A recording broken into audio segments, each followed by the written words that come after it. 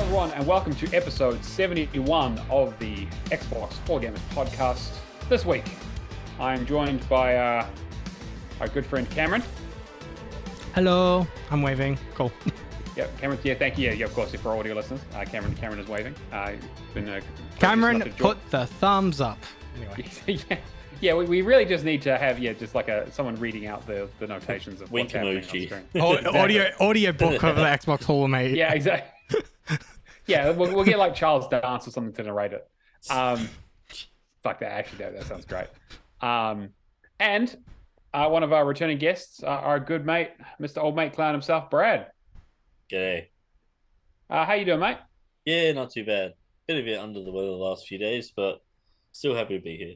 Oh, well, we're happy to have you. Hopefully the weekend treats you all right. Yes, how under the weather were you? Well, yesterday I finished work and I went straight to sleep at about 5:30, and I woke up today at 8 o'clock. Yeah, okay, Jeez. that's pretty fucking bad. Yeah. I don't know, it just hit me like a truck. Oh, Jesus Christ, yeah. But thankfully I'm working from home now, so that made it way simpler. So I still did the job today. It really does make a world of difference, eh? Yeah. So much nicer. Yeah. If I had to go into the office, I wouldn't have got 12 p.m. showers, 2 o'clock naps. I mean, that's everybody here, right? None of that is true. That's not how any of that works. None of that is true. And anyone who's listening in who saw I got my latest promotion, I don't do any of those things. I'm a hard worker. We don't have to commit just 4 hours a week like you, Cameron. Yeah. What are you talking about? I'm committing 24 hours on Monday. Yeah, It makes up for all the committing that I've done since the job has started. I mean, look. I mean, at least they feed you on the plane. There is that. Not on the second flight. Oh, really? Where? Oh, all right, because you're doing Domestic. Yeah. Yeah, domestic. Yeah, well, they'll charge you whatever they can to get anything out of you for that. Yeah. Yep.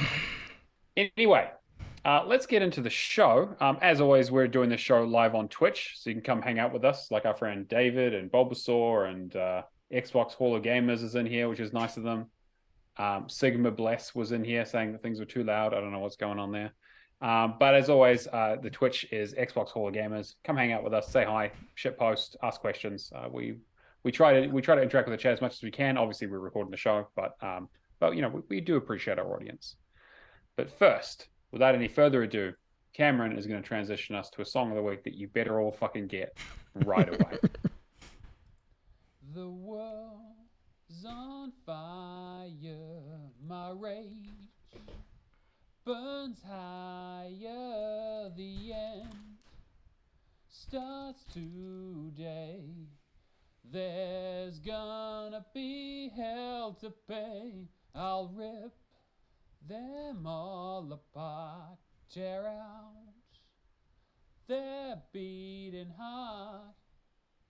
In for melee, it's time to doom slay. They're gonna die, ain't nothing that I can't break. Gonna die, ain't nothing that I can't take. They're gonna die, there's gonna be hell to pay.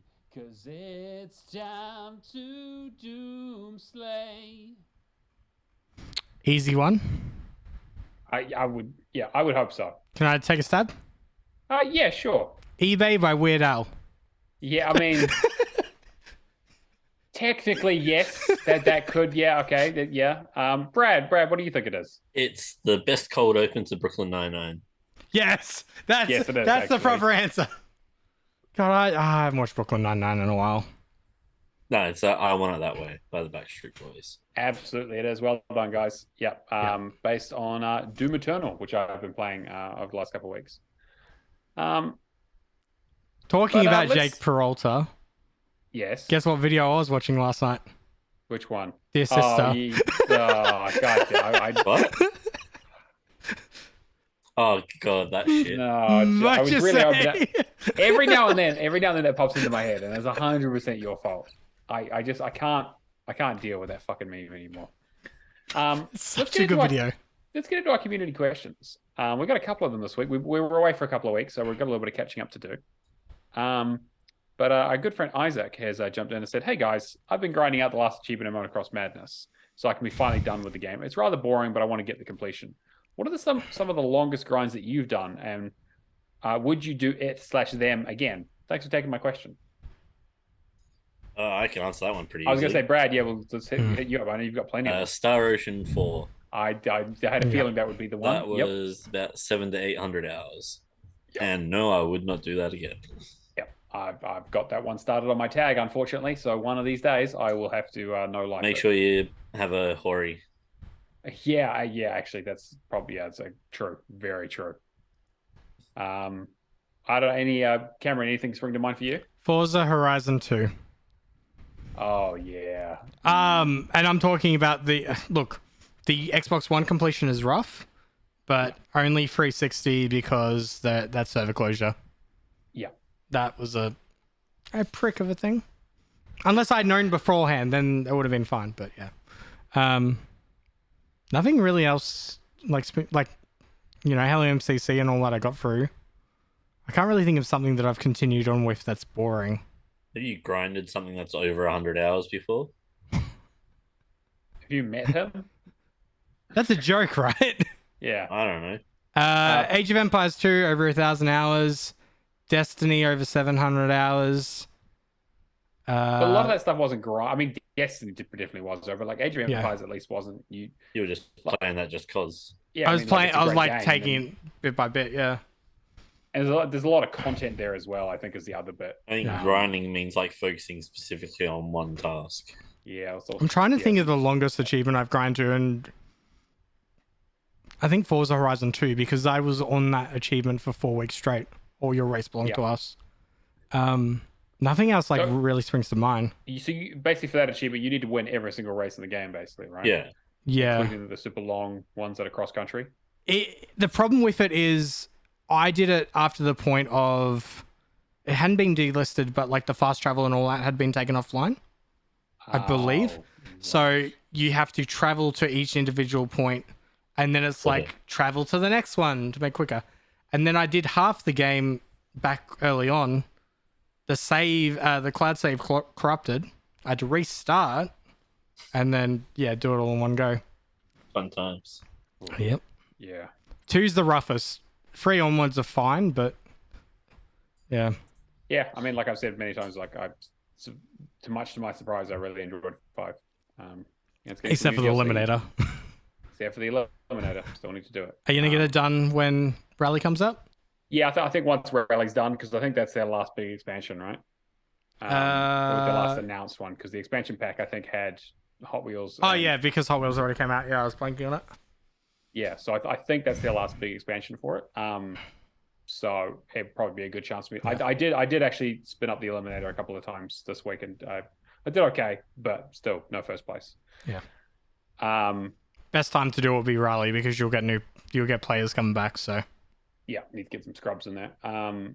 Bulbasaur in the chat mentions Jump Force. That's a really good shout. That's a real big grind. Spellbreak, yeah. I didn't find Spellbreak bad, only because you just load in and kind of just AFK it for the most of it. It was pretty chill. I mean, having to wait 6 minutes to get into a match though was also like not great.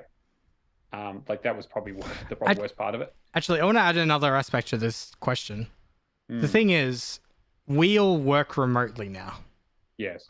So grinds like this don't really mean much to me, because I can have a controller in one hand and do my work on the other. You can AFK stuff where you can. It's a lot easier. Yeah, I get what you mean.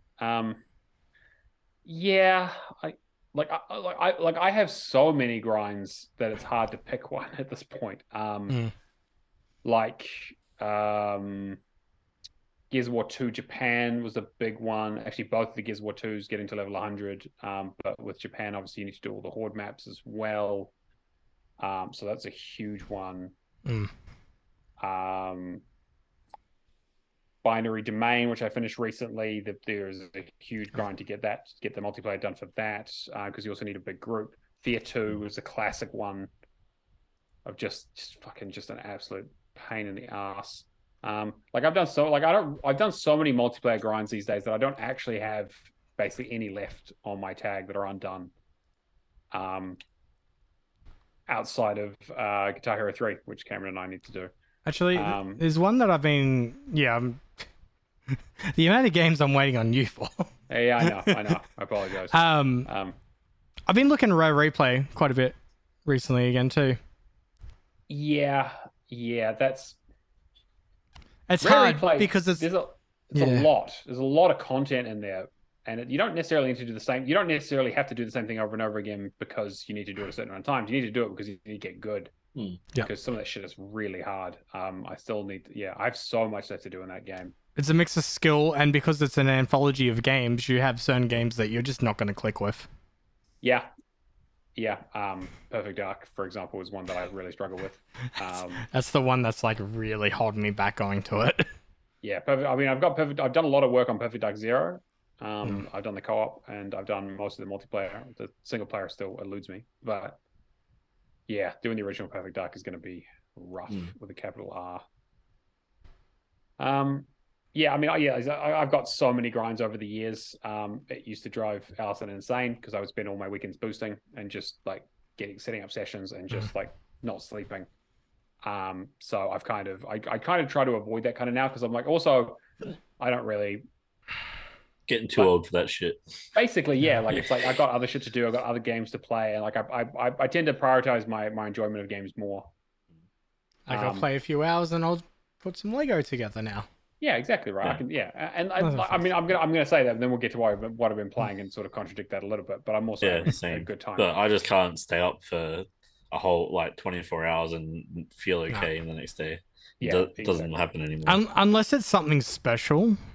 No, like I did it recently and full of regrets. You did it for Destiny too, didn't you? I did. Yeah. When the new raid came out.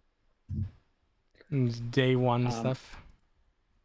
So hopefully, Isaac, that answers some of your questions. We got a lot of grinds, and we'll probably end up in a few more here and there, just because that's the nature of these things. Unfortunately, we don't tend to enjoy them, but you got podcasts, you got YouTube and shit, and Netflix and stuff you can watch. What's a podcast? It's like whale song. That's what it is. Okay. The pod of whales.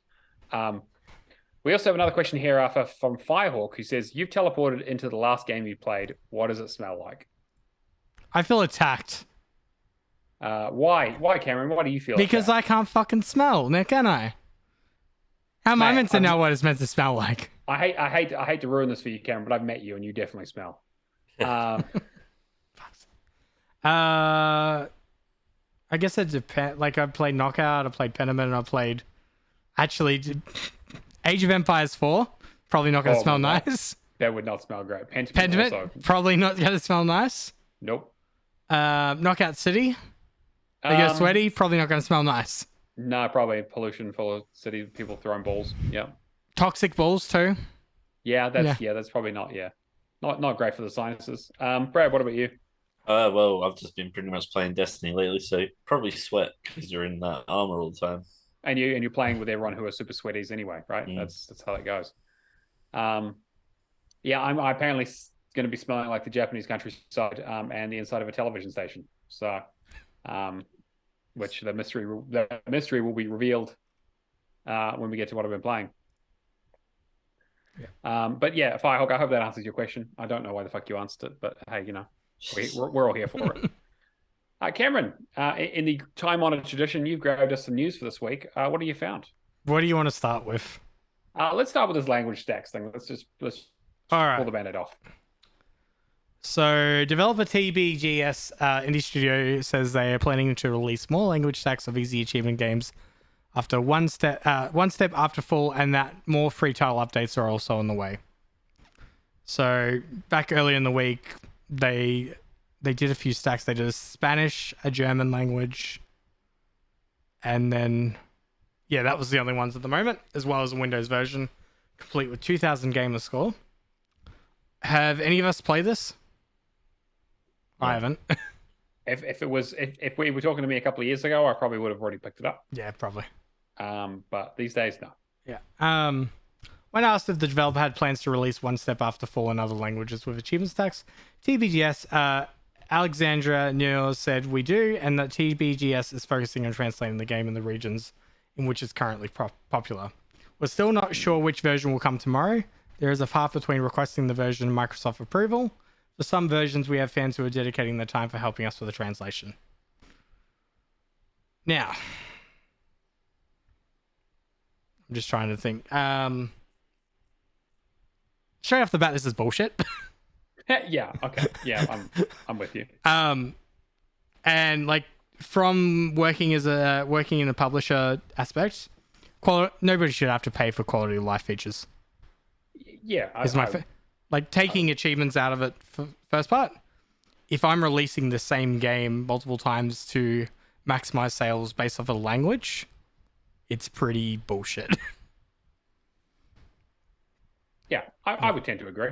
I think that it's obviously like money grubbing and kind of like really kind of skeezy.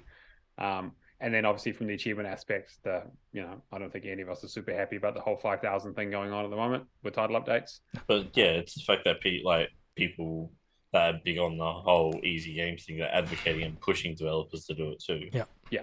I'm more annoyed that your triple A's and your bigger budget indies and all that aren't taking advantage of these updates and that. Like, say for example, what's a recent game that got a DLC without an achievements? There was one recently. Tinykin, off the top of my head, had a challenge update. Yep. Oh, okay. Well, it is good. Every Dark Souls has had DLC, and none of them have had achievements. That's true. Wow. Yeah. Yeah. Technically, yes, yeah. Didn't the first one have? No. No. Okay. Yeah, like stuff like that though should be getting. This is when though updates should be that. I know the whole narrative before has been, well, if they're not utilizing it, don't penalize somebody else that's actually taking advantage of the system.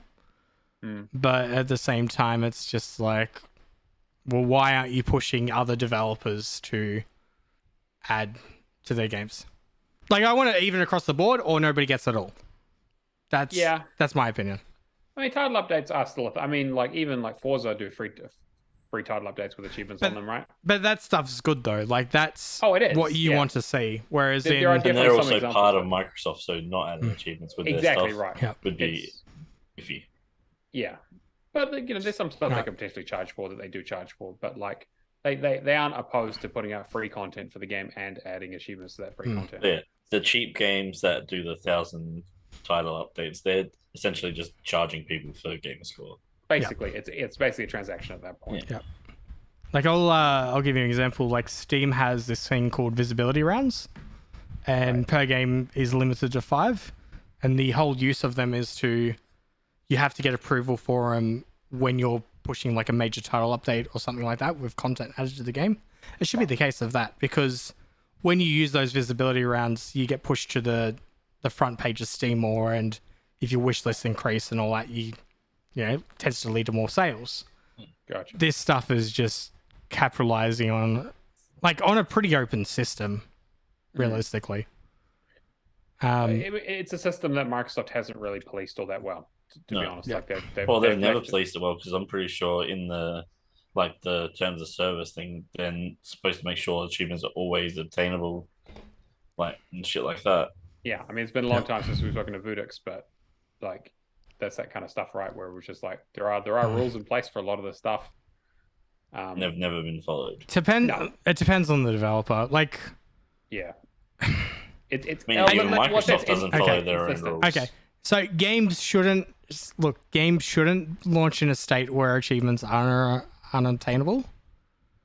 But like on the flip side, we're seeing more games than that into game preview. For example, I'm going to talk about Incolinati in a bit. I want to play that game. I'm holding off until the achievements actually introduced to it, because they said it's going to be retroactive pops once they do. Oh, okay. So if you're playing Incolinati right now, you might have, put 100 hours. Like, I don't know how long of a completion it's going to be, but you could have put 100 hours into it, already have a 1K waiting on you when they do launch it. But yeah, it's the system's in, I wouldn't say in shambles, but there is some developers that are abusing it. There was the case of Crux Brothers not too long ago. Sorry, Cruz Brothers not too long ago. Cruz Brothers, yeah. Adding with the 6K. Like, it shouldn't be the case of developers trying to push the limits either. Yeah. I try not to let it bother me anymore, to be honest, because I'm kind of semi out of that. But obviously I have a lot of games that have started that are just getting trash updates that have just forced me to go back and play these things. David says, I mean, Overwatch did it all the time with new heroes and seasonal events being free.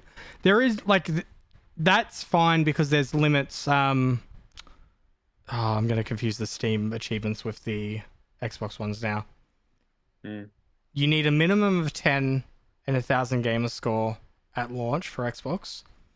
I think the maximum is 500 achievements and 5,000 gamer score. Yeah, 5,000 gamer score is definitely the highest. Yeah. I might be confusing the achievement number because Steam at one point had no limit on theirs. They've just... Yeah, so there's a whole bunch of games that were abusing it. Yeah. That's why the Steam system's a little... a lot more of a joke. Yeah. And the fact that you could just go into it and unlock her and... Yeah, anyway. But yeah, I don't know. I mean, there's not a huge amount to the story, but it is kind of just like not a great trend. I'm hoping we don't see too much more of this because it's pretty scummy. Well, unless Microsoft puts their foot down with it, I don't see it stopping. Yeah. I mean, they might do, but yeah, I'm not holding my breath. I think certain guide makers aren't really helping the point just because they want to get more views for their YouTube channel. No, they're definitely not helping, and they keep pushing for it. Yeah. Because it's, it benefits them financially. Yep. Be interesting to get like Chris Charles from ID Xbox. The fact that people need to watch videos to figure out how to finish a 15-minute game is sort of astounding as well. I mean, like, it's part of discoverability, though, right? Most people don't know these games exist because nothing promotes them except for those videos. Yep. You want to talk about Paradox? Yep. So Paradox, almost my workplace a while ago. You can't say almost your workplace. You interviewed there. That's not how that works. Yeah, sure. All right. So they had a showcase with Xbox back on the 6th or the 7th of March, where they actually revealed quite a bit. So City Skylines, probably one of my favorite games from Paradox, announced that they're getting a sequel. City Skylines 2, releasing later in this year, also going to be coming to Game Pass day one. They announced a game called The Lamplighters League, which is an all-new turn-based strategy game set in the alternative 1930s. Yeah, that looks actually quite interesting. Yeah, turn-based is always a little bit weird for me. Like, it really needs to click. Otherwise, the game just feels too slow. But this looked really good. Also, another Game Pass one coming also out later in this year. They also announced Crusader Kings 3 was getting a Tours and Tournaments DLC expansion. Europa Universalis 4 is getting a Domination DLC expansion. Surviving the Aftermath shared details about their latest expansion called Rebirth. And they also added in some updates for Stellaris and Age of Wonders. Yeah, so Paradox nerds are pretty fucking excited. Yeah. Which it's not really going to matter anyway, like, because you only have one time, like, you only have enough time to play one Paradox game. Yeah, exactly. Like people who play more than one Paradox game, obviously, they've got to be completely nuts losing something else on. They're cutting the rest of the triangle of their life out because Paradox is just taking over. Yeah, they're massive games. Yeah. I wish I had the mental fortitude to put myself through one of those and have that experience because people. I played Stellaris for a while and that was really good. Yeah, to be fair, I was going to say, yeah, actually, that is a good point. I did play a little bit of Stellaris, but I could not get into Stellaris. Yeah. City Skylines, is fine. I mean, we haven't had a new SimCity in a long time, so it makes sense, right? I didn't realize SimCity games were actually on Game Pass. Really? Oh, well, because they're part of EA, right? Yeah. I only realized yesterday when I was downloading games for The Flight. Make sure you get the old ones because the latest one sucks. Yeah, I would imagine. But yeah, try to get yourself a Steam Deck while you're over there, Cam. I'm considering it. I don't. Yeah, it's. Look, if I can make. I'm not going to say make. If I can use it for work purposes, I'm sure I could find a sponsor. Yeah. Just claim it on tax. It's a work expense. Yeah, I guess. This expensive game console is definitely a work expense. But it's good that Paradox has such a strong relationship with Xbox to the point that they can do a showcase and have it essentially be a massive advert for Game Pass at the same time. Yeah. Like, I know City Skylines 2, I'm definitely interested to see what they bring to the table in terms of updates. But yeah. All right, moving on. Let's get it out of the way. Let's talk the Activision Blizzard stuff again. Of course, the gift that keeps on giving. I know that we talk about it a lot, but I'm always interested to hear what's kind of going on in that space, just because I'm nosy. But there's some interesting stuff from the UK side of things. Yeah. So I guess the two things this week, and I'm gonna be very TDL with this. They signed another 10-year contract with a cloud-based studio out of. I'm blanking on where it was. Was it Southeast Asia? Yeah, it was an Asian company. I'm trying to remember which one it was. Yeah, I'd never heard of them before. Yeah, no, I don't think I don't think people in the West probably have, to be honest. But signing another 10-year contract, saying that they would be delivering Call of Duty to more services. Japanese cloud platform called Ubitus. Yeah. So that one happened, and then also the UK regulator also posted 6 studio responses to Microsoft Activision deal, all saying it should go ahead. One of them was the studio that is responsible for the console versions of Minecraft, 4J Studios, Scottish developer, and basically, same response all around. It should definitely go ahead. During the period that lasted several years, Microsoft has honored every element of our agreements that they inherited and also extended our relationship significantly to cover new formats like Nintendo Switch, as well as many other content enhancements. Like, you think about it, they could have easily just yanked Minecraft from, everything. Rival services. Yeah. Yeah.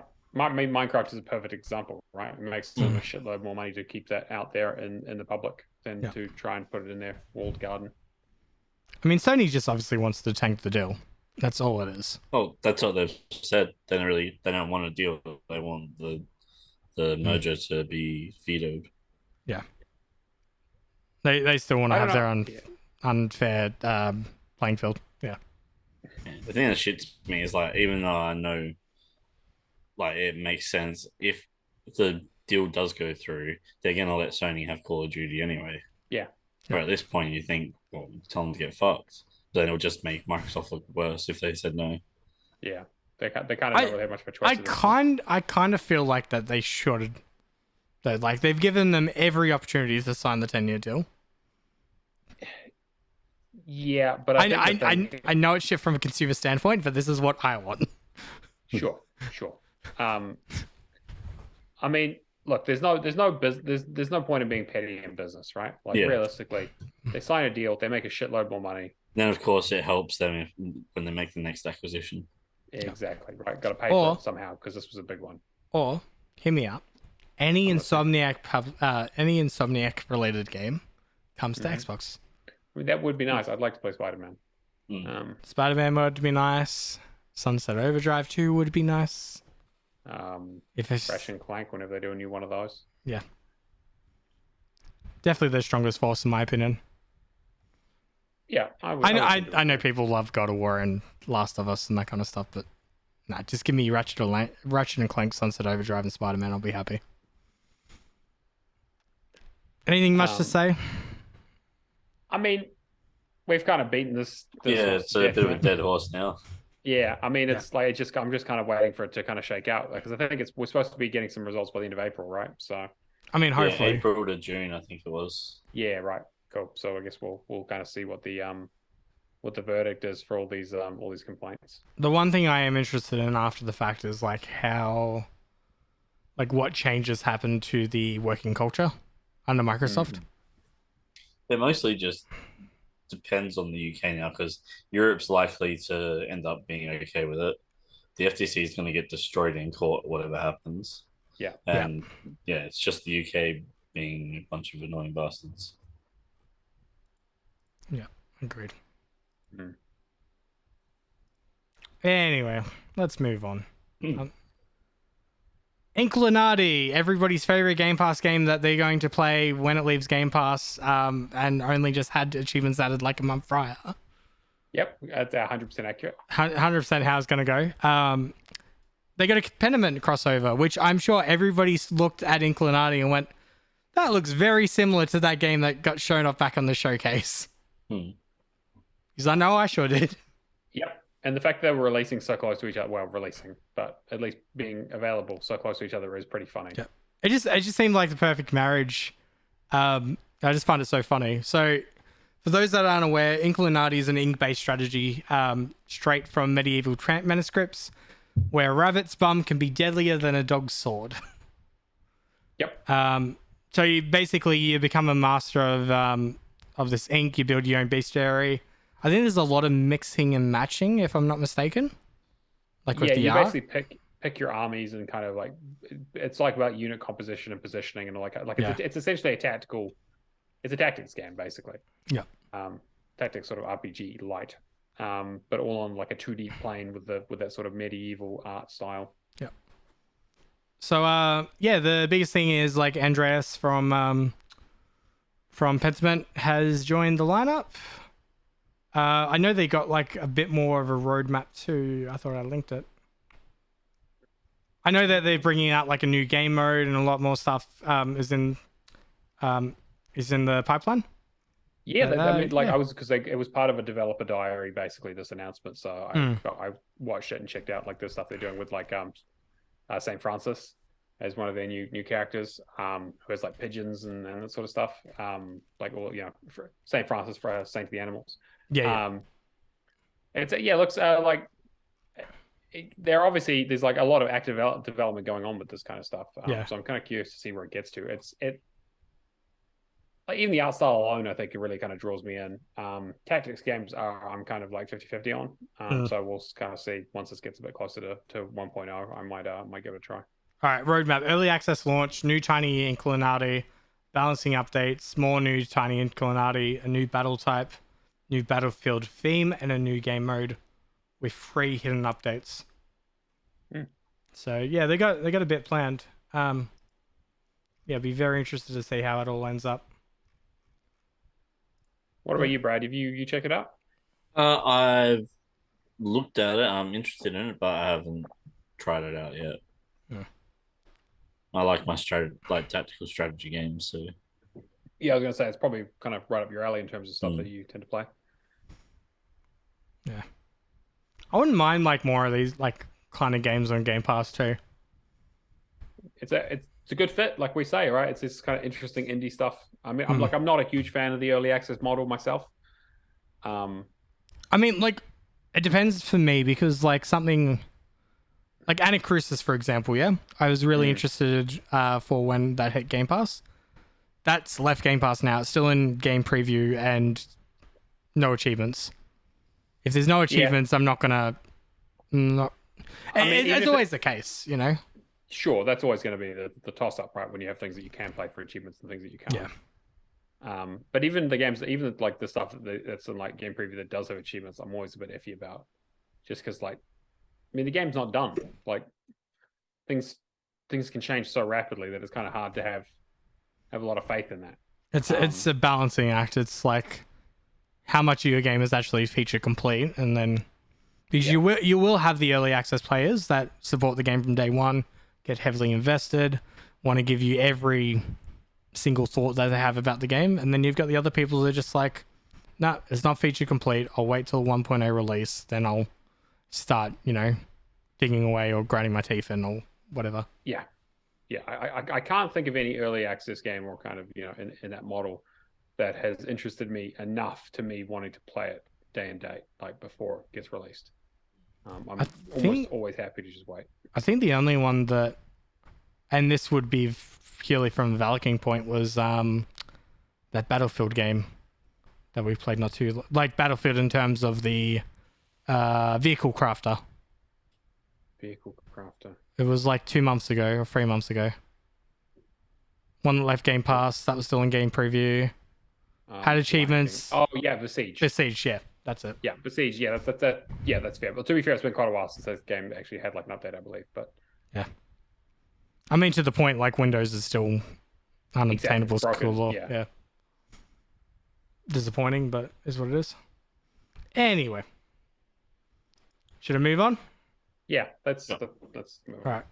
Now, everybody's favorite topic, Unity, one of our favorite game engines behind Yep. such hits like Cuphead.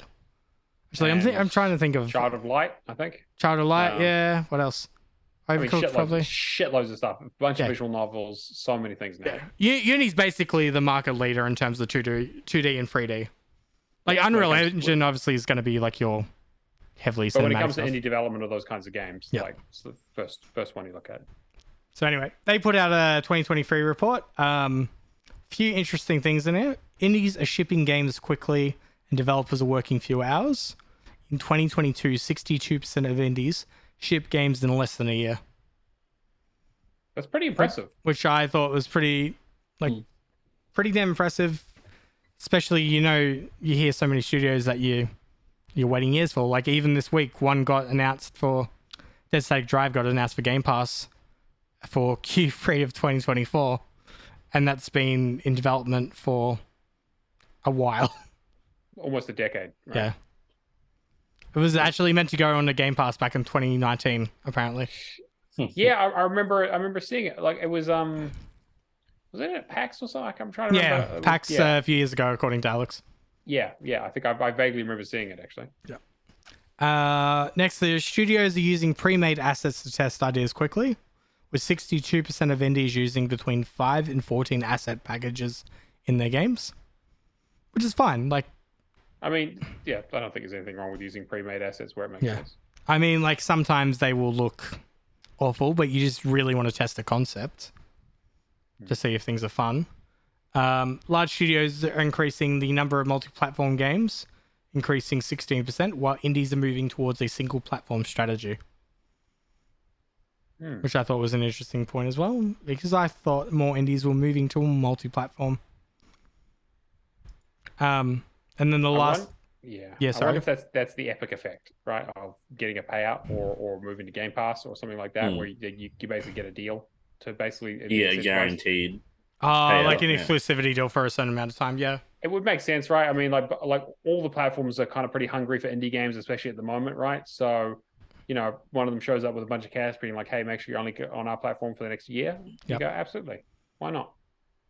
Good point. There's also more players are playing mobile games than in 2021, which to me I don't know, reading through the lines, I would say COVID related. More people are going back to work, commuting, traveling, transport, more commuting. Yeah, I can see it. People getting out a bit more. Yeah, so 5 trends that they think will be relevant to studios in 2023 and beyond. Economic pressures will keep fostering, which times are tough. Yeah.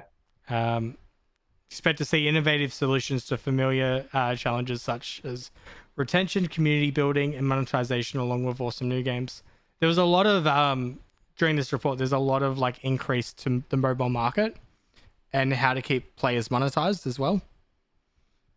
Not stuff that I really want to like talk in depth on in the podcast about, but I thought it was interesting nonetheless. Yeah, I mean, that's what it always comes down to, right? Yeah. If they're going to shake your money from your pockets, they're going to try. Smaller studios will launch more AAA quality mobile games. I think this just comes down to having those assets again. Yeah, and also debating on what makes a AAA quality mobile game. Yeah. AI will become more involved in the game development process. Yeah, no shit. Already seen that. I mean, it's already taking our song of the week. Just check the Discord. Yeah. Yep, fucking, it's right. We joke, but I might actually test it out, see if it compares with the stuff I write. Okay, so I tried it for a few responses, but it carried the same structure. So I'm just like, hybrid casual games will see a rise in popularity. I think we're already seeing that at the moment. Games that you can quickly just jump into, spend 10 minutes with. Mm-hmm. And then player engagement will reach new heights through user-generated content. Which... maybe, yeah, I can... I think with stuff like TikTok and that. Like with social media the way it is, shareability and that kind of stuff. I mean, if you have easy ways to make things, I mean, the Roblox is proof of that, right? If you give people easy enough tools, they'll make whatever they want. I'll give you an example I come across today on LinkedIn. Fortnite editor. Right. So Yeah. once that's live, I imagine that's gonna be very big for Fortnite. Mm. But Yeah, I could definitely see that. but yeah. And Yeah. sorry, you go. No, it's interesting to kind of see where the Unity. I mean, and Unity is also in a bit of a weird place as a business right now, considering their partnerships that they have with some other places and a few other bits and pieces. I won't get into it because it's a whole the whole rabbit hole.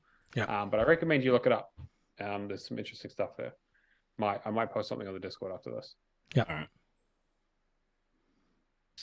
Cool. And then you're off to PAX, aren't you, Cameron? Yeah, so I travel overseas for the first time on Monday. Kind of like nervous but excited. Still sad I never got my +1 invite, Cameron.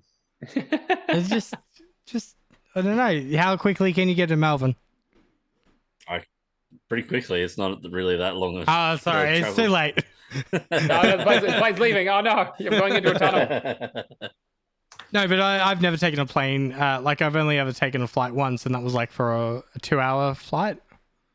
So yeah, next one's going to be like 25 hours. Or well, 15-hour, 4-hour layover, and then remainder. Just sleep for most of it. Yeah, sleep. We'll try. It's gonna be hard. So the first thing I wanted to bring to our attention that I found out last night was PC Game Pass has an offline mode. Yep. That if you activate the offline, you log in with your credentials, like your Game Pass sign in, you turn on offline mode, you turn off the internet. That will allow you to play Game Pass, that particular Game Pass game for 30 days after. Oh, okay, that's cool. Which I downloaded Ni no Kuni. That's good. Because that's going to last me that'll last me a flight or two. Oh, you could probably finish that in the flight if you go the whole time. I think I need 4 flights to finish that. It's like 80 to 100 hours. I mean, you might be lucky. The plane might have Wi-Fi. International. They do sometimes, but okay. It's satellite internet. So yeah, I mean, look, if I can avoid paying it, I'm probably not gonna. Yeah, well, yeah, you definitely have to pay for it. That's the yeah. But I checked out the in-flight entertainment last night, and I was just like, yeah, I'm downloading some games. This is not gonna last me. Why? What movies were your options? A lot of them at the moment are like Her Story kind of movies. And right. like there was a few episodes of reality TV, and they're like, cool, I can watch 2 episodes of Simpsons. United. Oh yeah, okay, yeah. Which, I mean, it doesn't sound like it's the baddest of the bunch, but then at the same time, yeah. I'm not flying Qantas, it's fine. No, exactly. Yeah, you're not going to fall out of the sky, so that's good. Yeah. Yeah. But yeah, I'm interested to see how it all goes. Work's pretty much doing the same thing as they were at PAX Oz. Man the booth for, most of the day, but we'll give you like an hour break, like for lunch, and an hour break during the day to do whatever you want to go and do. So, panels, I think it was very similar to PAX Oz, where it's like very content creator focused, which I'm really curious to see kind of what that's like, because I mean, I was really wondering, again, we've talked about how PAX was for us last year and how it was kind of like we were a little disappointed in like the direction the panels went, and I wasn't sure if that was a Australia like being like you don't get a huge amount of people, like I mean obviously people like don't mind going to Australia, right, but it's still kind of out of the way for your regular like US kind of conferences, that kind of stuff. So I'm really curious to see if that's a trend. PAX Oz I'm more interested in because like if there's a charity panel, for example, I know like Shane's going to be on it or something. There's something relatable, or there's somebody that I know that kind of drives that content home for me. Yeah. This stuff is just like, what's the local esports scene in Boston? Right. And it's like, I don't really care. There is one that is going to see indie games that is punk as fuck. All right. A panel around indie games breaking traditional game design and pushing boundaries, similar to punk music. Come and join a group of indie game designers as they talk about their favorite groundbreaking indies and their favorite punk artists, all in a celebration of the weirdest, the outside of the box, the troublemakers, and the beautiful delinquents. Like that panel sounds perfect for me. Yeah. But a lot of the other stuff is, like content creation heavy. There's like been a few things that like I'm, I'd be 50-50 on. But I think most of the time I'm just going to, walk the show floor, try and make friends with, other people in the industry. So yeah, make sure you take a shitload of pictures and stuff because I'm really curious too. Because again, I've never been to a PAX overseas or anything like that, so I'm very curious to see kind of what it looks like. I'm setting myself the challenge that every day that I'm over there, I take 10 photos. So I'm trying to force myself to use Instagram a bit more. 10 photos on a single post. Just do that. So then that way I can, force myself into posting more regularly. Sure. But then, so we're like showing off Nightcrawlers and Homeseek and Sigil. I get to meet the Homeseek developers for the first time, which was interesting. We actually got into PAX together. Oh, cool. Which PAX Together celebrates diversity. Yep. So there's that. I get to meet them. I get to meet my marketing team for the first time because my boss, as some people wouldn't know, visa didn't get approved in time for PAX Oz. Oh. So it was me and the big bosses. Other than that, a few publishers that are there are like Toge. So they're showing off Coffee Talk 2, which is coming to Game Pass. Space for the Unbound, which looks amazing. I really need to download it. I'm hearing like really good things. Venarius Tactics, which I've played, which is essentially an indie version of Final Fantasy Tactics, and it's a short experience, but really fun if you're into those kind of games. Craig's Front Tactics. Chucklefish is showing off Wargrove 2.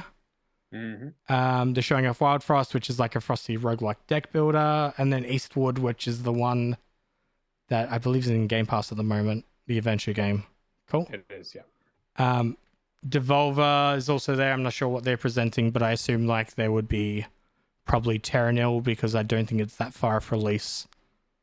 And Lucky Squire as well. Is that Devolver? Yeah, may or that might be a maybe. They shouldn't be too far away, right? But I can't remember if that's Devolver or not. Yeah, no, I'm pretty sure Plucky Squire's Devolver. Angerfoot. Unless they might show off like recent games too, which I would imagine would be Shadow Warrior 3. Yeah. That hasn't been out too long, has it? It came out last year. Did it? Yeah. Okay. It came out last year, but they released the definitive edition for like the next gen, like current gen version of it. Yep. That's why I've been seeing it this month. Okay. And Finn. Oh, sorry. Keep going. It's a pretty good game, actually. Surprisingly. And I was going to say Finji is also next to us. Oh, cool. Yeah. So booth adjacent to us. If they have that tunic plush, I'm getting that fucking tunic plush. I need it. And then so Finji's like north of us, and then Fangamer, which was the website that I bought Nikita's rare varsity jacket, the Banjo Kazooie, and all that stuff. They're going to be there as well, so I'm probably going to bring a whole bunch of shit. I was going to say, mate, you better bring an empty suitcase full of shit. There's one side of my suitcase that is just going to be for clothes, and there's one side that's going to remain empty for over there. Smart. And then the other thing that Miss Cannon showed me was the Turnip Boy pin, which is Turnip Boy holding a gun, which looks great. Fucking amazing. I'm probably going to have to pick up some of them as well. Turnip Boy Commits Tax Evasion was such a good laugh. A real fun game.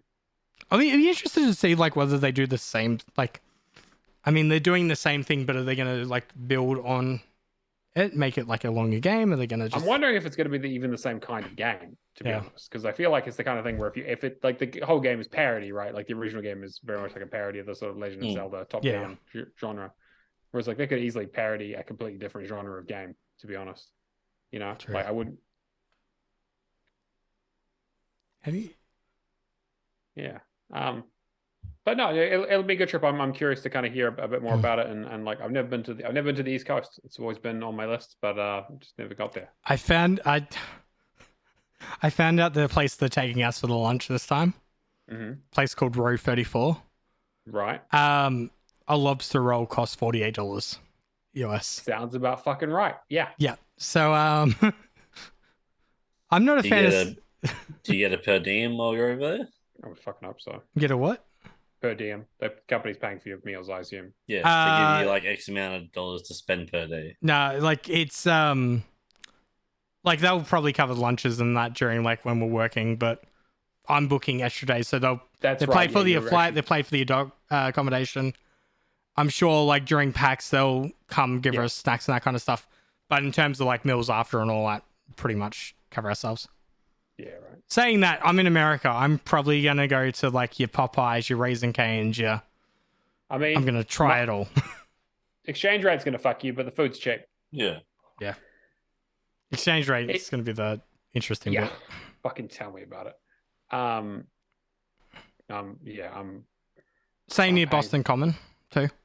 Oh, okay, yeah, that's a good spot. So You actually be able to walk to most of the places. oh, actually, so we booked our accommodation for a deluxe room, which I believe was 200 square feet, for $209 a night. Yeah. We got a Okay. little notification the other day of them bumping us to another room that's apparently like the Supreme package or whatever. $20 more expensive. Yep. And yeah, smaller room. So we messaged him just like, all right, what's the go? I was like, oh yeah, sorry, mistaken around. So like, what? You're charging us more for the fact that you made a mistake. Yeah. It's like, oh, we can't give you the old rooms back. We'll give you the old price. Wow. So we're getting a smaller room for the same price as yeah. Sounds like some shady bullshit to me. But yeah, if anybody's got any recommendations of Boston, message me. I know I need to go to, I think it's like Mike's Pastry and get cannolis and try chowder and lobster rolls and that kind of stuff. Yeah. Good seafood over there, for sure. Yeah. All right. Want to run through the Game Pass updates quickly? There's quite a bit on there. There's heaps coming through at the moment. Yep. Um, You want me to, or I'll go through it. So we got Valheim just came out. Which Are you guys planning on checking that out? have the achievements dropped yet? I don't know if they have because it's technically still in game preview, right? Oh, is it? I think so. I don't think it's in 1.0 yet. Yeah, I wasn't too sure like what the go was. I know people are really fucking excited for it though. Like I understand why because it's not my kind of game at all, but it also like it's a thing that you really need to play in a group. I think it's also one of those things. So I think it was like only a team of 6 people. Yeah, Like- real small team. Yeah. Like game of the year contendee, 10 out of 10, hasn't even like left like early access yet. People have been I've heard nothing but good things about that game. Yep. Yeah, no Civ achievements. 6, yeah, no achievements yet. Civ 6 just came out. Ni no Kuni 2, The Revenant Kingdom is coming out, which is very fucking exciting. Which is because why you I'm get to playing the play- first one. Right. Yep. That makes perfect sense. I've got it on my to-do list. You get to play the president of the United States with a gun. I'm not even kidding. March 28th, MLB The Show 23, which means the other one's probably going to get delisted. Yeah. March 30th, Infinite Guitars, which I think is one that got delayed. There's one, Way to the Woods. Yeah, so there's like press releases back from August last year saying that this was coming out in March, but I don't know if this is. I mean, if still you the don't hear case. about it now, chances are it's probably not coming, right? Yeah. Been a few games lately that have kind of just like, I won't say like fallen through the cracks, but they've gone to the supposed release date and then it's just radio day silence. of 6 month delay. Yeah. Um, And there's some recent announcements. We've got Ghostwire Tokyo coming April, which is a little bit later than I expected, actually. But I guess I'm actually really surprised it was announced this early. I mean, it's only a month away. That's Right. not. Think Deathloop though. Yeah, Deathloop they announced at like the day it came out, basically, Yeah. or almost. Yeah. So I was assuming PlayStation, because of the exclusivity deal, would have had a 1 No, year I marketing. I think what it was is that the reason I'm saying I think it's a bit late is that Ghostwire came out the middle of March. I think the exclusivity it? deal Okay. ended mid-March, and they just haven't released. They're just going to push the release out, but now they no longer have an exclusivity Okay. deal. Because I'm pretty sure it's coming to PlayStation Plus next month as well. Yeah. Interesting. Oh, okay, yeah. Right. So it's I mean, coming that- to both as a. So that's probably why it is actually. They probably have something in the works where they're just going to do it for both. Well, it's getting like an update as well So Um, yeah. I can't remember what the mode's called. Yeah. I'm actually vaguely excited about it. I mean, I like Tango Gameworks. I really like Evil Within. I heard it was kind of an okay game. It sounds like the kind of thing Yeah, it that's had kind of pretty mixed reviews. Tango's works Ubisoft game is what I heard. So I mean, that's fine. Like, I'm like interested. it sounded like a lot like Far Cry to me, and like Far Cry with ghosts. I'm like, okay, like I'll have chuck 20 hours into whatever, just have like a play it over a week or two, and just kind of chill out and do some mindless stuff. Coffee Talk 2, which you mentioned, is coming April 20th. Which I'm is playing that day one. Yeah, 100%. I love the first game. Exo Primal got announced to be coming to Game Pass in July, which is a fucking pretty big get. I mean, pretty big get in terms of like size. Don't know about quality. I think Capcom, right? This is the sort of game that would prefer to be on Game Pass because it's a really weird pitch. Yeah, yeah, I definitely, because it is a team based. Dinosaurs, yeah. It's like was it like groups of 5? It's like 5-on-5 games, but it's like you play asynchronously, or like you don't directly you compete with each other but not kill each other. Yeah. It's kind of an interesting concept, but I gotta say, like when I saw, because I watched the Capcom reveal for it a few months back, and I was not hugely impressed. There've been some previews going out about it, and apparently it's interesting. It looks like the sort of game that people wouldn't just go out and buy. Yeah. So Game Pass probably suits it better. It sounds like Game Pass or free to play are really the only two options for this kind of game, like in this day and age. Texas Chainsaw Massacre is coming in August. Unless that achievement list change from when it first got revealed, it's a no go. Is it like Friday the 13th and stuff like that? Yep. Exact same. Play 5,000 freaking matches. Yeah, we'll talk about fucking grinds. Yeah. Dead Static Drive, which we talked about a little bit in the pre-show. Grand Theft Cthulhu. Yeah. I was like, it looks like Tremors, the video game. It looked like art style looks great, but that's not coming out till 2024. Yep. I like how I just randomly stumbled across that press release, and then it just seems like I let Mike know for Game Pass Counter. Yeah, right. It kind of just felt like it was gonna slide under. Everspace 2, Minecraft Legends, and The Last Case of Benedict Fox and Homestead Arcana are all coming next month. Last Case of Benedict Fox looks like 100%. That looks super interesting. 100% my kind of game. Side-scrolling Metroidvania with the Cthulhu art style and all that kind of shit looks great. Yep. I'm hoping it doesn't have too many like fucking no death speedrun achievement bullshit stuff. Missable kind of shit. Yeah. Yeah. Homestead Arcana also looks really fun. Again, not hugely my kind of game, but it's probably something else I might enjoy. Looks interesting. I'm actually really interested in Minecraft Legends. Yeah, actually, me too. In a way that I wasn't expecting to be. I haven't actually really looked at that much. So, what sort of game style is it? It's did you play Brutal Legend? Yeah. So it's like kind of that, where it's a like RTS light, but you are a unit on the thing controlling like. Oh, okay. So think like Brutal Legend mixed with something like more like Overlord, where it's like you have your group around you. Right. It's kind of more tactical as opposed to fully strategic. But then with the appeal of Minecraft having like your randomly procedural maps, those kind of aspects. There's a lot of opportunity there, and I think that obviously they had quite a bit of success with Minecraft Dungeons. Not that is also my kind of game, but I didn't really like how they did it, so it wasn't. So I'm cautiously optimistic for this one. But yeah, lots of stuff happening on the Game Pass front, which is great because apparently that's all I fucking play these days. You wait, like if this is the stuff that's coming out too, like all the other stuff, like we got a Starfield date, which we did actually. We didn't mention that, but yeah, because that's what was it again? I'm trying to remember. The June 11th showcase, and I think September 9th, if I'm not mistaken. Sometimes which is actually outside of the window they said it was going to be in, which is interesting. Which I think at the same time, like if it's only a few months, I'm not really. We waited this long, right? It got rated R in Australia as well today. Really? Yep. R18 plus rating for strong violence. Interesting. So yeah. Okay. I mean that rating exists now for a reason, right? Yeah. Okay. Yeah. So I'm like, of course, everyone's relatively excited for that game. we'll have to see if we. I'm curious to see what that showcase looks like. Obviously, E3 season is not actually that far away, which is a scary thought. And if you work for somewhere in the gaming industry, you can tell at the moment that they really want people. Yep. $30 per square foot to be at E3. Fuck that. Yeah, the ESA is just crumbling now. Unfortunately, yeah. I mean, it's a good thing. They're a garbage organization. Yeah, like as an organization, yeah, they can fucking eat a whole bag of dicks.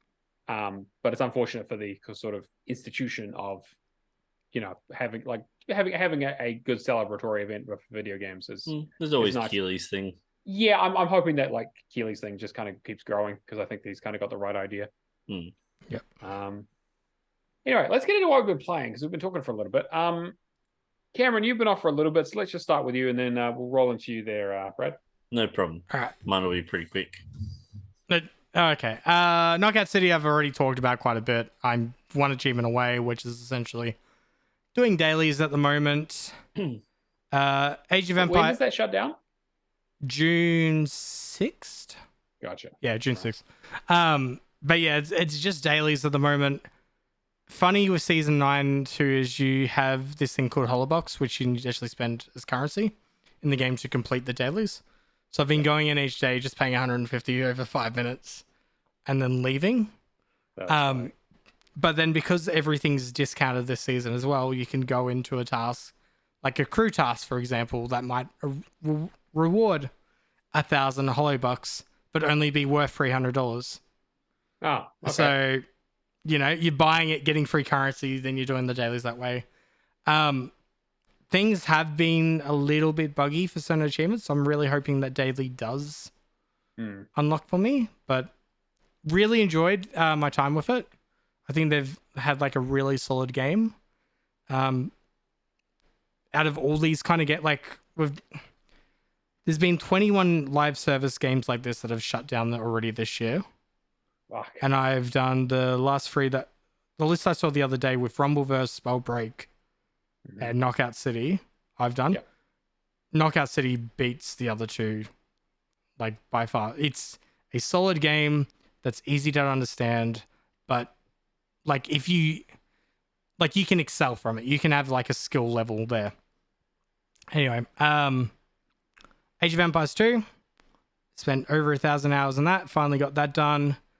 Yeah, good job on that. Probably, like, it's so good to have that final achievement pop. Like in such a way, like Halo's MCC kind of feels the completion. Yeah, you have your standard completions of like, all right, this is good. I've got it done. Now on to the next thing. And then you've got the ones like, all right, cool. I'm taking out the missus for dinner. This is a really good night,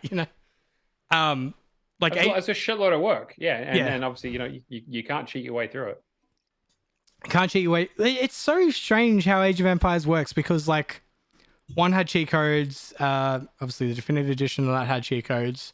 3 had cheat codes, but 2 and 4 are relatively clean games. They realized no one wanted to play 1 or 3. 4's really interesting though. Like, all right, I'll say 2. The hardest achievement I have done this year to date was Rome was destroyed in a day. Yep. To be able to take down 12 castles, and I believe it's like the 5th mission of Valeric, is ridiculously like pause, send units over, pause, that kind of level of playing. Every second counts. And I think I put in the Discord, it was like 9 seconds off. And that was like my third or fourth try. Absolutely ridiculous. Such a good game though. I know it's going to get DLC at the same time, so I'm kind of excited to have an excuse to go back to it. It's great that they're still supporting that game though, to be fair. It's because people love like Age of Empires 2 is such a beloved game of that series. So it was funny too. Like I celebrated with a box of Cheerios because Xbox ANZ let me on the fact that they were just Cheerios repackaged. I'm like, all right, that makes so much sense, but it kind of ruins the illusion at the same time. Because I was asking around like, hey, has anybody still got a box? Just as a funny, like, I'll stream it and finish it off. But ever since then, I've been doing Age of Empires 4, which there's two things I want to say about it. First one is it's only 4 campaigns. It's like Age of Empires. Currently only 4, right? Yeah, currently only 4 campaigns. You've got Battle of Hastings, that kind of stuff. Of course, always starts with the Battle of Hastings, Yep. right? That's always the tutorial. Yep. 100-Year War with Joan of Arc and that kind of stuff. You've got the Battle of Moscow. Mhm. And I think one relating to China that I haven't done yet. But it's been really solid. I've really appreciated the fact that, all right, it's hard to explain, but think of games like Quantum Break and think of games like Grand Theft Tour that mix that gameplay level with the TV show. Right. Age of Empires 4, every opening is cinematic cutscene of them essentially painting over modern day. Right. So like yellow highlighted, like this is where the troops are. This is like showing that level of history.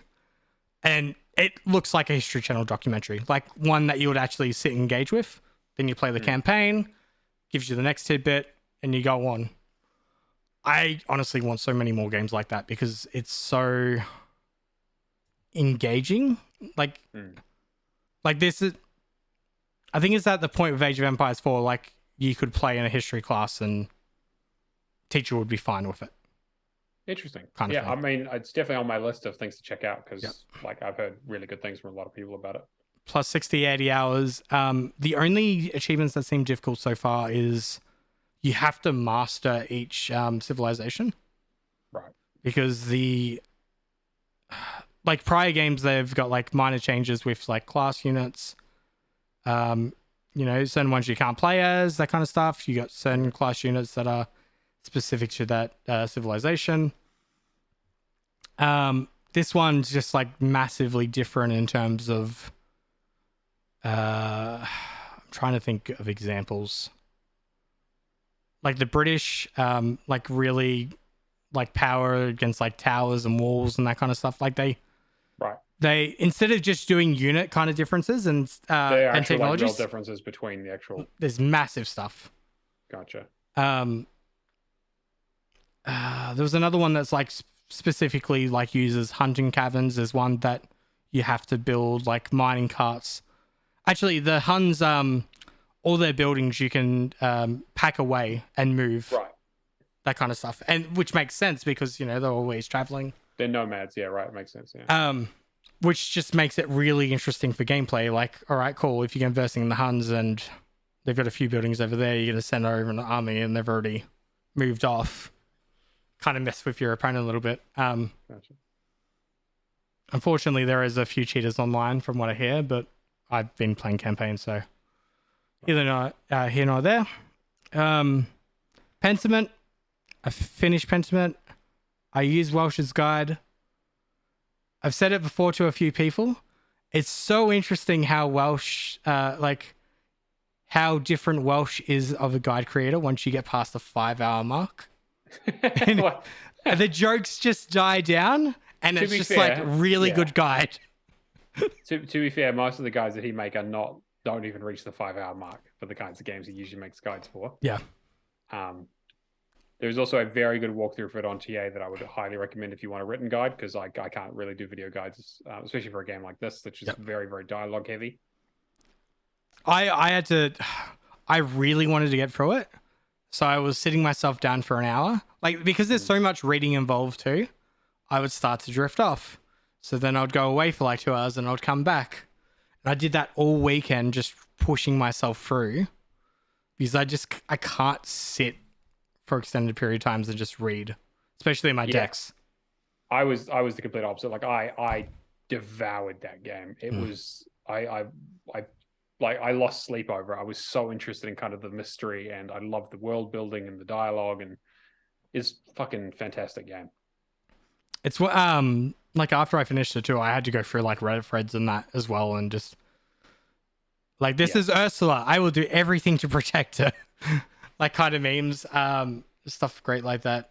And like I get how you said like you could understand the twist coming to it. At the same time, I was like, all right, that's like the way they did it was really good. Yeah. Like, I mean, again, obviously we don't want to spoil anything if we can avoid it. Yeah. But obviously the story conclusion. I was like, okay, this is probably relates to this and this, but there were a few things in there that I was like, man, that's actually really fucking clever and interesting. And like it says a lot. Like there's a lot. Like I talked a little bit about it when I went through it a couple weeks ago. If you have any interest in that kind of period of history around like the Reformation movement or anything like that, like this, like you will have already fucking played this game, to be fair. But I know on TA, not a lot of people have played it. I would highly recommend it. It is all reading because there's basically no voice acting.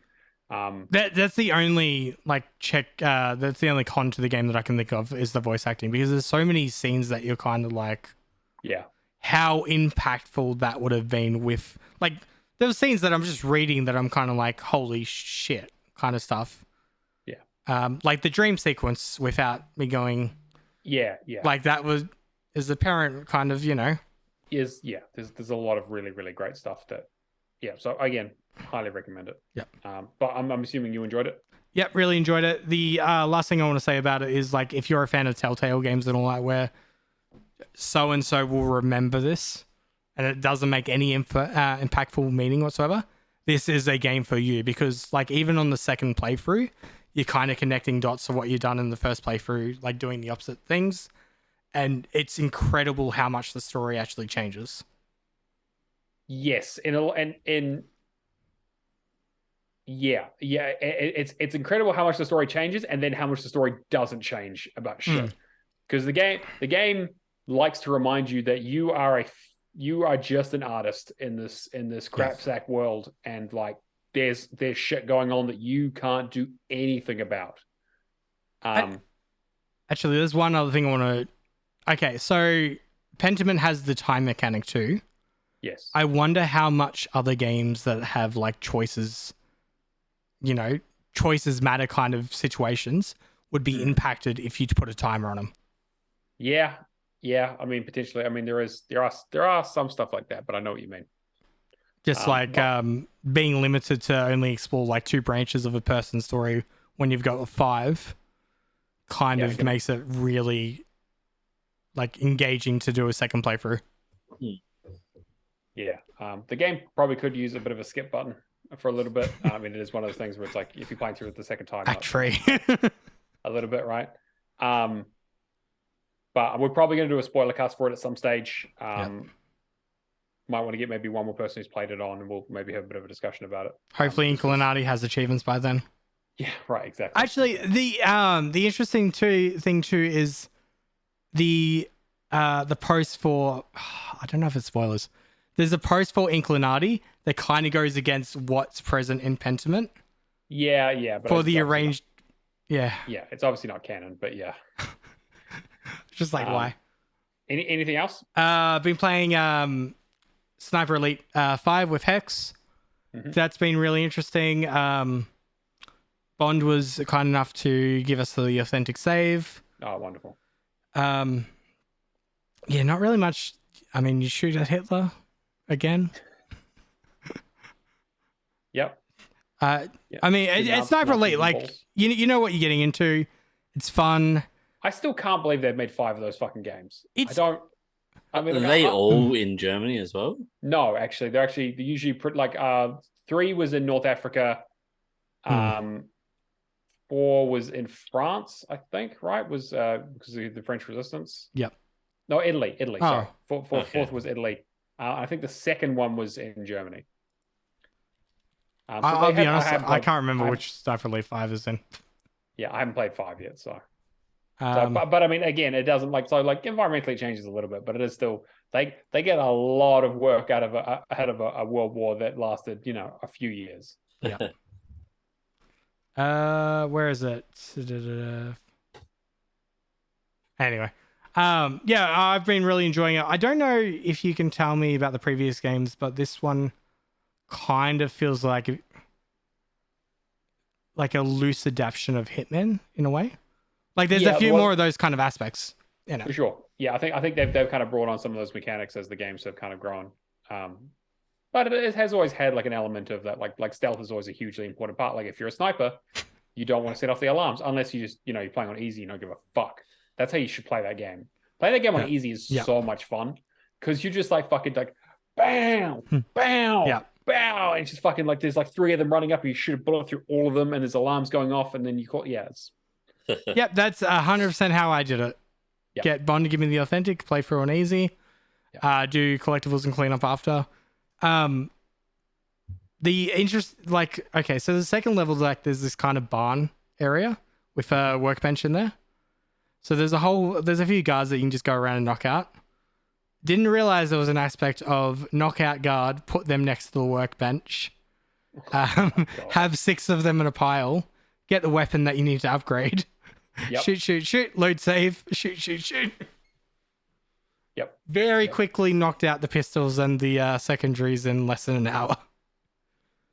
There you go. So yeah, I've got like 9 achievements now. Hex doesn't want to pay for the season pass, which is fair enough, because this is going to be another case of 4 or 5 season passes later, spend $200.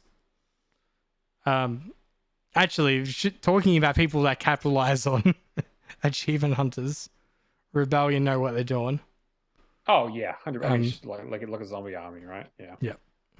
And then the only other game that I've been playing is New Super Lucky's Tale, because I kind of wanted. I saw you finish that. Yeah, kind of want something just to turn my mind off to. Really solid game up until you get to the challenge levels at the end. Yeah. And they get pretty bullshit, especially when you meet the requirements of one, and it fails to pop the first 2 times around when it's a particularly hard achievement. Oh. And yeah, no, there's a wrestle mode where you can't get hit once, and then Wrigglemania, right? Yeah, Wrigglemania, didn't get hit. Don't know what the go was. Right. But rest of the game's pretty solid. Like pretty fun kids game kind of thing. Platformer if you've got like a 8-year-old, 10-year-old, that kind of thing. But yeah, that's me for I don't know how long. I don't know if I talked about GoldenEye last time either. I think you mentioned it. Yeah, well that's done too. Oh, right. Nice. Classic. Had to. Brad, what about you? I've been mainly playing. I've been doing a bit of Persona 3 pretty slowly. Oh, right. So I've been enjoying that. And other than that, mostly we've just been playing Destiny again. Was it Lightfall just came out? Yeah, it just came out and just been hammering it away at that. They did the new raid, got released on Saturday at 3:30 in the morning. And so that went for they have a contest mode. So when it comes out, it's at a slightly higher difficulty. And if you finish it within the first 2 days, you get like a in-game what's the word? Emote badge. Something like that. Pony. An emblem. Yeah, I was just trying to think of what the word is for like an armor paint or something like that. Right, yeah, okay, yeah. Do they still shout out like the person who came for like the team that the people that come first, they get like a WWE belt. Oh, cool. Nice. The people that finish it first. That's what you need. So yeah, I heard it was a relatively easy raid. It was easier than stuff in the past, but it was still a pain in the ass. I mean, I think I was plugging away at it for about 30 something hours. Right. And that was just the mix between learning the mechanics for something and then people in your group either couldn't finish it or they were getting frustrated, so people would leave. Then you have to find a new group, try it again, and every time you have to go through the whole process of either teaching it to someone or having the whole group learn what to do again, and it was just a head fuck. Yep. But yeah, managed to get it done in the first 2 days, so I got my emblem and happy. They didn't add any more achievements, did they? No. Okay. They'll never add more achievements still because they just use an in-game achievement system now. I have considered playing it, but yeah. It's very fun. Yeah, I need to get a good group together, I think, and have some people carry my sorry ass through it. I need to go back and finish the 2 achievements. I need them 360. Because there are some raid achievements in there, right? You need to do like Volta Glass or whatever, and There's I don't know about Volta Class. That wouldn't be in Destiny 2. There's one for the Last Wish raid, which that's probably the hardest raid in the game. right, Yeah, so the ones that I need at the moment, I believe, were the Last Wish. No, King's Fall raid on Heroic, and play the Rise of Iron theme song on the Bells in the Iron Temple, which I know is apparently meant to be easy, but every single time I tried to do it, somebody could fuck with it. Right. Goddamn public areas. That's what you get, right? But yeah. I'll just quickly go through what I've been playing. It's not a lot. I have been so I was looking for something new to play because the Game Pass stuff leaving Game Pass list came out, and I realized I'd finished all of them already. So I had a couple of 2 free weeks basically, which is a nice change. Everyone should have gone and played Paradise Killer and the Nonary games, and there are so many games on that list that people should have played because there's a lot of great stuff. Zero Escape is absolutely fucking fantastic. I tried to get in Paradise Killer, it did not capture me. That's fair. So I fired up Doom Eternal, which is one of those ones that I just kind of never got around to playing. I love Doom 2016. It is probably one of the best. I would say probably one of the best first-person shooters ever made. I think it's just like perfect. It does what it wants to do perfectly. Doom Eternal. Are you doing like a blind run first to just enjoy it, or? I've got a collectible guide up just so I don't miss any of that stuff. But it's like, you know, the game is basically just like go around shoot shit, right? So it's not like he's playing it for the lore. I mean, I am actually reading the lore and shit. Like I'm like, oh, this is actually like kind of interesting. It's like they obviously ass pulled a shitload of stuff because it's like, how does this relate back to the first game? They tie it very threadbare. But yeah, look, I'm enjoying it. I'm not enjoying it as much as 2016. How do you find those mini boss enemies that people bitched about? The Marauders. Yeah. They're not that bad. If you're doing one-on-ones with them, it's fine, right? Because you dodge out of the way, you stay away from them, you wait for them to do the eye thing, and you fucking super shotgun them in the face twice, and then just repeat. Alex is going to hear this in 4 weeks and disagree with you, but which is fine, right? Like, the problem it ends up when there are other enemies that you have to deal with at the same time, because the thing is you need to be focused on the Marauders basically and like strafing around them and keeping distance from them. Because if you get distracted by another enemy, he's going to come up and fuck your shit up. But yeah, like I'm enjoying it. It's good. I'm not a huge fan of the kind of loop of the game where it's like hit him with the fire for armor, chainsaw for ammo, and then do the glory kills for stuff, because it's like, well, now I'm like kind of like the weapon juggling doesn't feel super great, and I feel like the enemies are maybe a little, the harder enemies are a little bit damage spongy because of the way the loop works. They don't give you a lot of ammo, even with the upgrades. Like you run through ammo pretty quickly, so you need to be like chainsawing a lot, but the chainsaw's on a cooldown, which I get. But yeah, I just, it is kind of a, it's a it is still good. Like I still like it's a like quality game. Obviously, they put a lot of effort into it, and I like that there's a bit more of a story to it. I'm just not enjoying it as much, and the platforming sections are pretty fucking average, to be honest. Like they really could have just done without them. But I understand they wanted to try and do something a bit new. I'm most of the way through the story. I've got like I'm at the bit where you get the sword. Basically, I won't say any more than that. I know that basically there's that bit, and then there's like the last like couple of levels that are back to back to finish up the game where you go fight the Icon of Sin. The other thing is that you have to play through it twice, which is a bit annoying because you got to do like the extra life mode or whatever. Then I got to do the DLC and the Horde mode, and then I see Keo was talking about doing the multiplayer. Yeah, I need to do the multiplayer at some stage as well, because you need to like 3 people to grind out a bunch of kills. So I'll get around to that at some stage. I just wanted something that was relatively lightweight to play, because I decided that I was going to go in the complete other direction when I got bored of that, and started playing Persona 4, which is... Have you done 3 yet? No, I'm going backwards. So I did 5, now I'm doing 4, and then I'm going to do 3. Yeah, see, I didn't. I'm doing it in order. Yeah. See, like if they had brought them all out at the same time, I probably would have done that. But the fact that they brought out three and four so much later than 5, Yeah. I was like, fuck, I needed to. Yeah, I'm trying to prioritize. And I've talked about 5 in my game of the year list last year. It's fucking incredible. The styling, obviously, the music and everything is like really, really good. The 4th game, surprise, surprise, is also great. I don't believe you. It is actually really fantastic in a lot of ways. I do have like there. It's hard not to compare them, obviously, because it's a sequel. There are some quality of life stuff that is just better in the 5th game, which hey, like that's just how it goes sometimes. But I think I like the characters in 4 more than 5. I like the overall story in 5 better, but like the sort of 4 is a lot darker. Like 5 is like, hey, Phantom Thieves, we're gonna steal your heart. Like, yeah, we're gonna like go take it to the bad guys, and we're gonna like, and this is 4 is a murder mystery.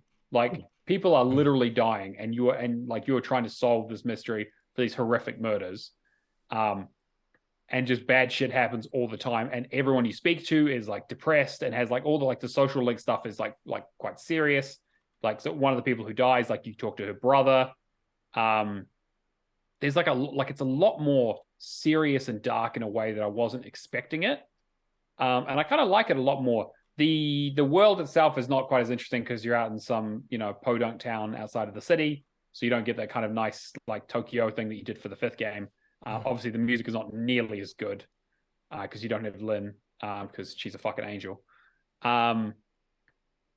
But like, yeah, like I've finished my first playthrough. I'm about halfway through my second one because you can basically speed run your second playthrough because you get to buy all the weapons and keep all your personas. Because you need to beat basically that there's like a secret final boss, like secret boss that you can only play on New Game Plus, and there's an extra persona you unlock at the end of the game on the second playthrough. You need to be like level 91. So I'm kind of just trucking through that. Really enjoying it. I'm probably gonna jump straight into 3 after this, to be honest. I'm just gonna keep the train rolling. Might as well hit these JRPGs while the iron's hot.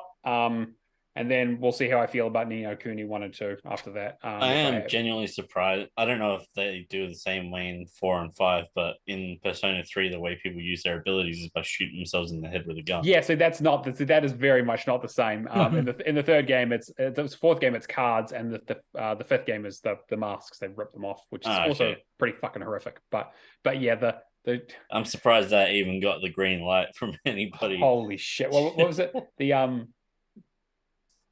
There was an old back when that game first came out, there was an old Penny Arcade comic. I'll probably post it in the chat for this. It's the classic one.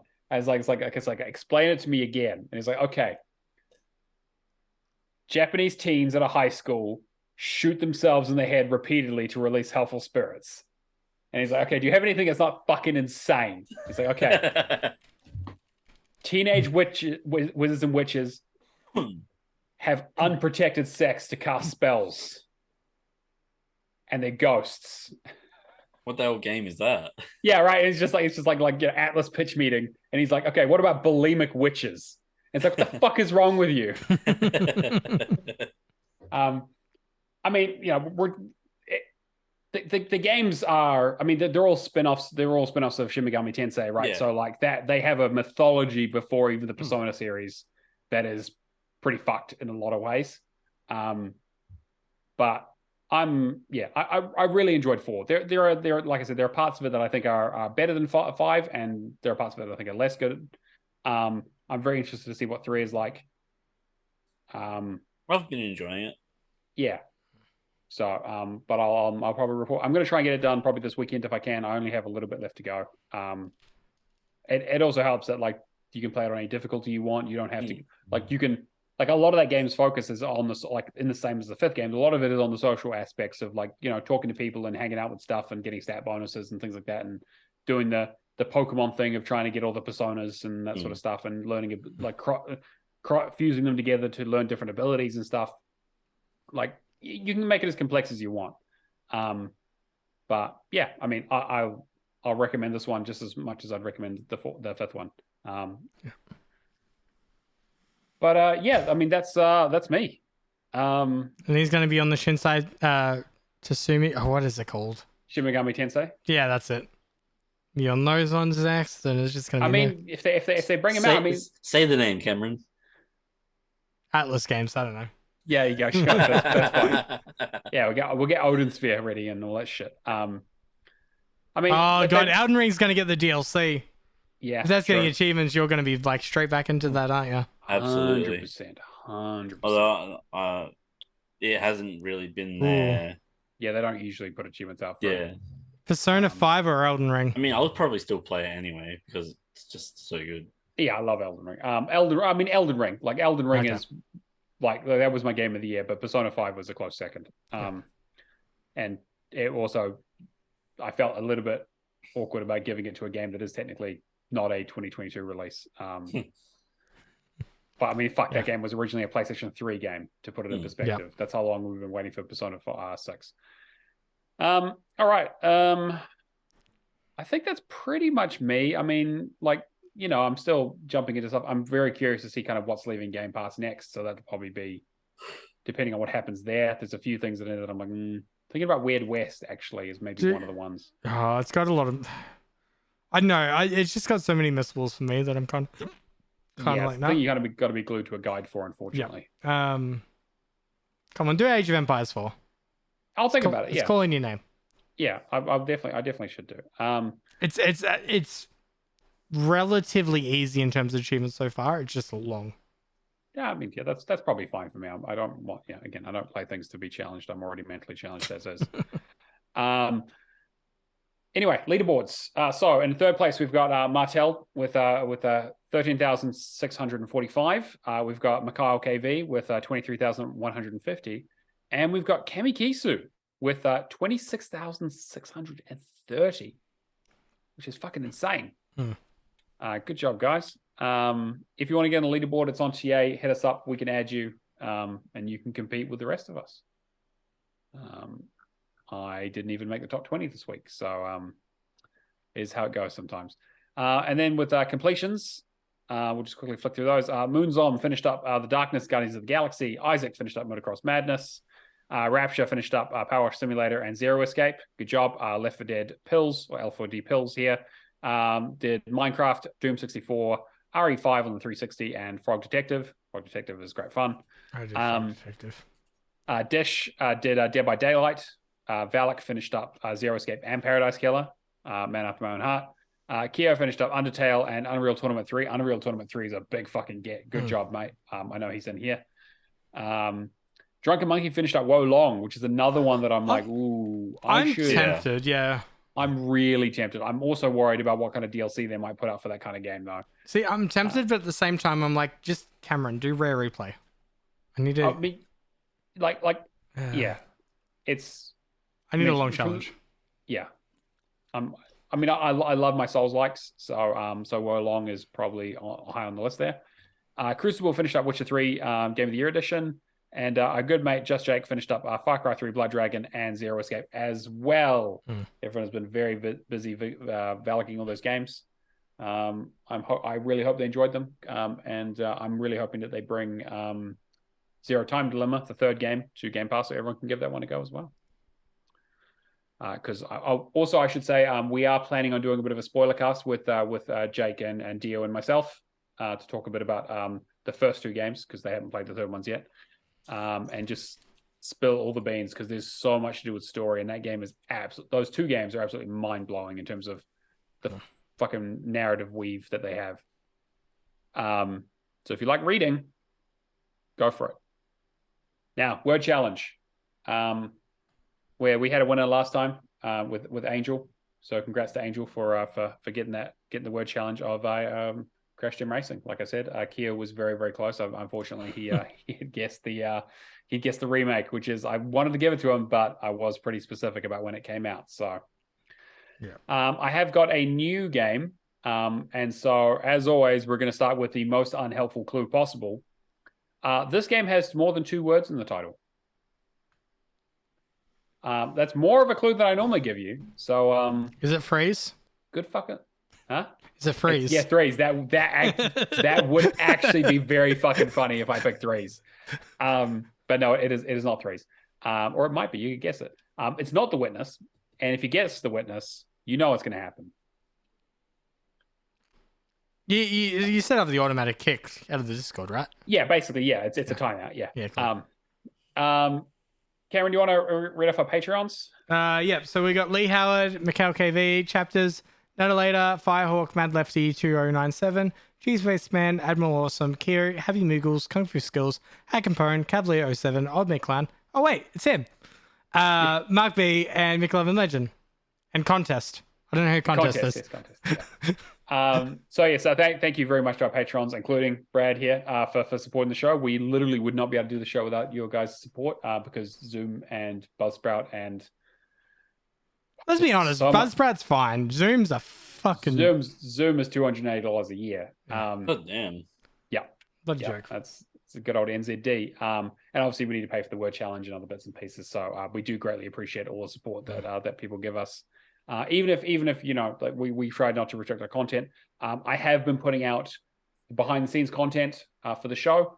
So the beginning and after, sort of our pre-show and post-show stuff, chats for the Patreons to listen to if you give a shit, as well as Song of the Week just on its own after I've recorded it, so you can give it a listen.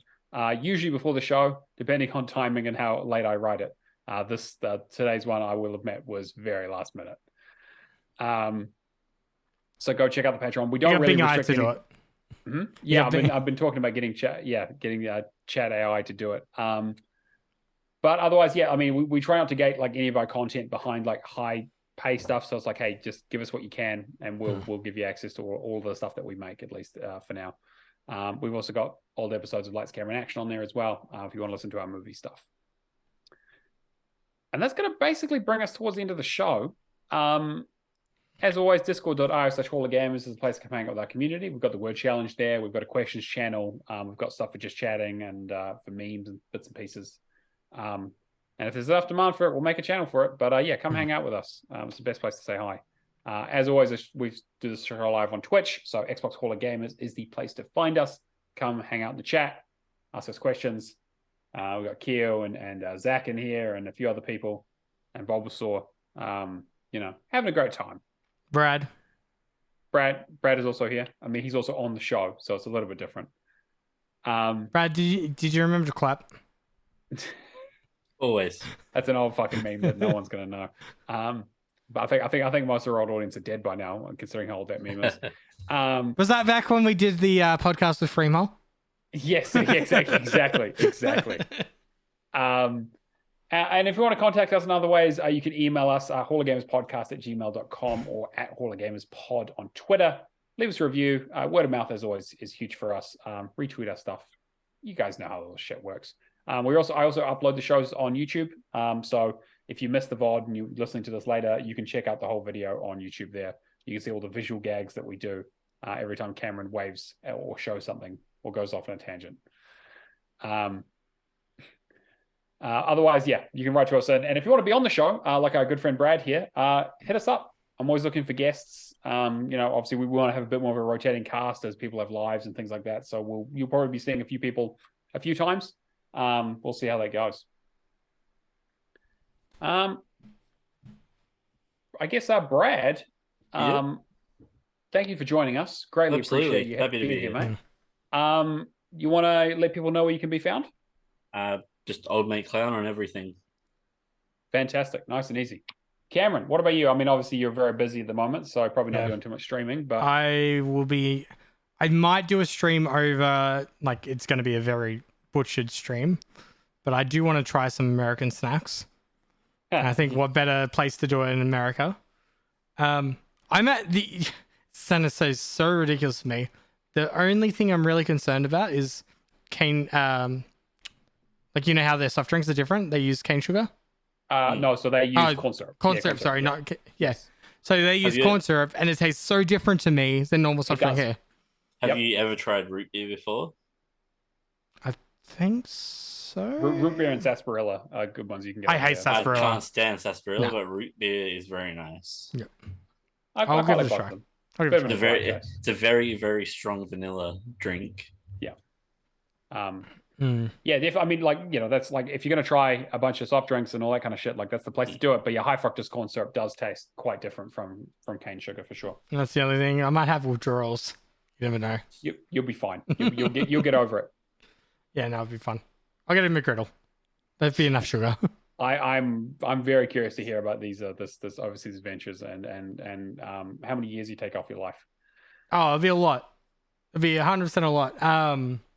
No, I'm very curious. I won't be back till April though. Yeah, cool. So we'll hold the fort till then, and have a few. We're looking to get some of our old guests on like Jake and stuff, and Dio and potentially Brad here when he's available and that sort of stuff, to have a bit more of a rotating cast when we can. Yep.